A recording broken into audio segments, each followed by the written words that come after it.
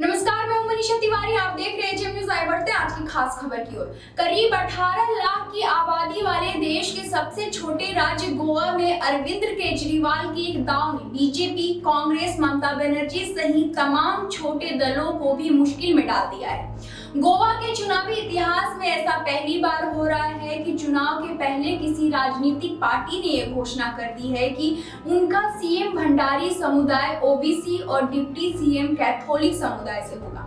साल 1961 में गोवा के लिबरेशन से लेकर अभी तक सिर्फ एक बार भंडारी कम्युनिटी से सीएम रवि नाइक रहे हैं, वो भी 2.5 साल तक। आखिर ये कम्युनिटी गोवा में इतनी जरूरी क्यों है? आपने ये घोषणा क्यों की और इससे दूसरी पार्टियां फिक्र में क्यों आ गई है? आइए जानते हैं इस रिपोर्ट में।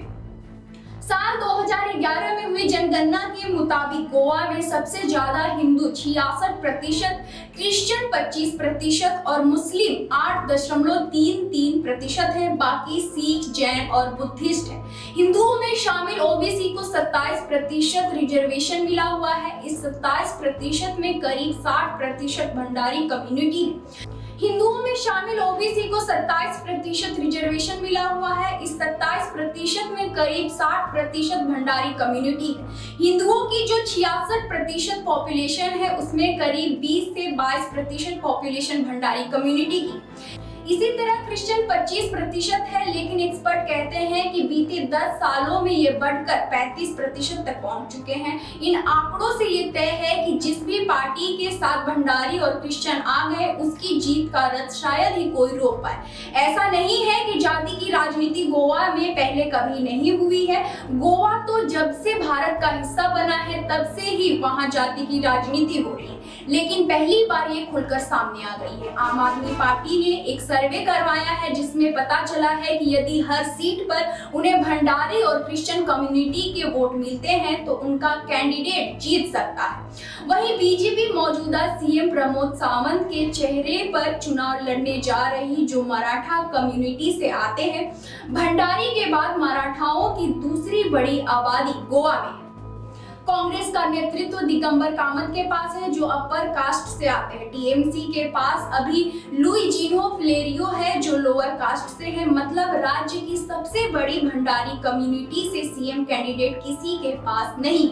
आम आदमी पार्टी ने इसी पर दांव खेला है। बीजेपी में भंडारी कम्युनिटी से आने वाले गोवा के सबसे बड़े नेता श्रीपद नाइक है, लेकिन वे केंद्र में मंत्री। गोवा की राजनीति पर गहरी पकड़ रखने वाले जर्नलिस्ट किशोर नाइक गांवकर के मुताबिक पुर्तगाली शासन में अपर कास्ट के लोग प्रशासन में थे और उन्होंने अपनी जमीन जायदाद सुरक्षित रखी, जबकि लोअर कास्ट पर अत्याचार हुआ।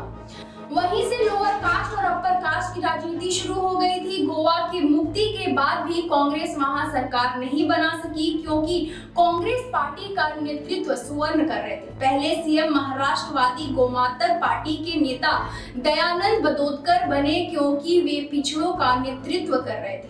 बड़ी कोशिशों के बाद पहली बार कांग्रेस की सरकार साल 1980 में आ सकी, लेकिन साल 2000 में बीजेपी ने कांग्रेस को सत्ता से हटा दिया क्योंकि मनोहर पर्रिकर भंडारी कम्युनिटी को अपने साथ जोड़ने में कामयाब हुए थे, जिसे कांग्रेस ने अनदेखा कर दिया था। भंडारी कम्युनिटी से कई को मंत्री भी बनाए। हालांकि 2005 में पर्रिकर की सरकार गिर गई और फिर कांग्रेस सत्ता में आ गई, लेकिन 2012 में बीजेपी ने दोबारा वापसी की और अभी तक सरकार में बनी हुई है। आपके नेता और भंडारी कम्युनिटी से आने वाले अमित पालेकर कहते हैं गोवा का हर तीसरा बंदा भंडारी कम्युनिटी से आता है, फिर भी इस कम्युनिटी को वाजिब रिप्रेजेंटेशन कभी नहीं मिला।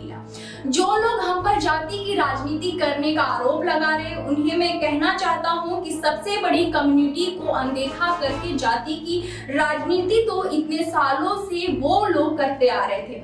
अब हम पिछड़ों को ताकत देना चाहते हैं तो वो हमारे खिलाफ खड़े हो गए हैं और इससे दिक्कत किसी को नहीं है सिवाय सत्ताधारी बीजेपी के। पालेकर कहते हैं सीएम भंडारी कम्युनिटी से होगा। अब कौन होगा ये आने वाले दिनों में सबको पता चल जाएगा। गोवा के सीएम प्रमोद सावंत का कहना है कि बीजेपी जाति की राजनीति नहीं करना चाहती, हम लोगों को बांटकर नहीं बल्कि डेवलपमेंट पर राजनीति करना चाहते हैं। तो यदि आज की खास खबर, इस तरह खबरों से जुड़े रहने के लिए बने रहे जेएम न्यूज़ के साथ।